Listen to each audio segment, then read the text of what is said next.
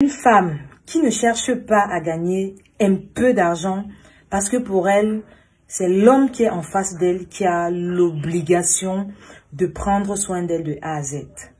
Retenez bien, je ne suis pas en train de dire qu'un homme ne doit pas faire des choses et tout. C'est toujours beau quand il sort de l'argent. Mais je suis en train de dire qu'une femme qui est très confortable et qui ne se gêne pas à mettre également la main à la pâte pour que son homme et elle soient assez forts ensemble, il faut se poser les bonnes questions avant de vous engager. J'ai un ami qui travaille dans une entreprise privée et il a parfois des aérés de salaire.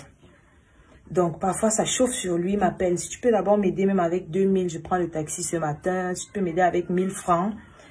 Et un jour, je lui dis, tu sais, tu es mon ami. Moi, j'ai pas de problème à te dépanner de temps en temps. 1000 francs, 2000, 5000 pour que tu gères le taxi. Parce que je sais que tu bosses, mais le salaire n'arrive pas toujours à temps. Mais je veux quand même te conseiller aussi. Tu m'avais dit que tu as un frigo chez toi, non? Oui. Pourquoi tu n'achètes pas...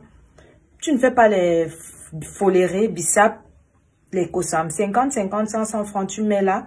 Et puis tu écris la plaque foléré, Kosam à vendre ici. Ça fait que même si ton salaire n'arrive pas à temps, tu ne vas pas manquer de 500 francs, de 1000 francs, que ce soit pour prendre le taxi ou bien pour faire le riz sauté. Et il me répond que, mais comment je vais faire? Toi, tu sais que je vais au travail, je vends ça à quelle heure? Je lui dis, mais quand je te dis ça, c'est parce que je sais que tu as ta compagne à la maison et elle ne fait rien. C'est ce que tu m'as dit, elle reste à la maison toute la journée. Donc, tu peux mettre la plaque là. Et puis, pendant qu'elle regarde la télé, quelqu'un vient, je veux pour 100 francs, elle donne, je veux pour 50, elle donne. Il me dit, mais c'est une très bonne idée ça. Je pense que on va la mettre sur pied. 2-3 jours après, il me rappelle, il me dit, Aïna, la quoi a refusé. Elle m'a dit qu'elle ne veut pas les gens qui viendront cogner à sa porte toutes les 5 minutes pour demander le foléré, le Kosam de 50, 100 francs. Je dis, ok. Quelques semaines après, en échangeant avec lui, il me fait comprendre que sa femme tresse très bien et elle voudrait un salon de coiffure. Mais pour le moment, il n'a pas d'argent. C'est là que je lui dis, d'accord. Moi, je suis déjà arrivée chez toi. J'ai vu que votre maison, elle est très bien placée. Demande à ta femme, même avec 10 000 francs, d'acheter les mèches, même quelques paquets, les peignes, l'huile, les petits trucs là. Et elle écrit. Faites vos tresses ici, posez vos greffes ici, tout ce que tu veux. Et là, au moins, les femmes viendront, elles appliquent un coût même plus bas que celui du salon de coiffure. Et les femmes au quartier viendront se coiffer chez elles. Quand il rentre, il fait la proposition à sa compagne. Le gars me rappelle encore quelques jours après, il me dit qu'elle refuse, que si je ne peux pas lui ouvrir un salon de coiffure, que je laisse. Je lui dis que tu vois, entre-temps, quand tu te retrouves un matin que tu n'as pas d'argent pour aller au travail, tu es obligé de commencer à appeler tout ton répertoire.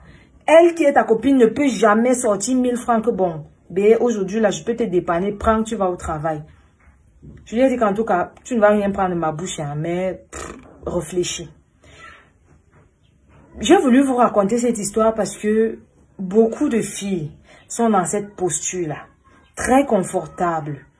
Où on se dit que, parce que parfois on accuse les hommes et que non, c'est l'homme qui a refusé que je travaille, je suis avec un gars qui refuse que je bosse. Mais il y a des filles, on met tout en œuvre pour elles. Elles n'osent même pas bouger le petit doigt.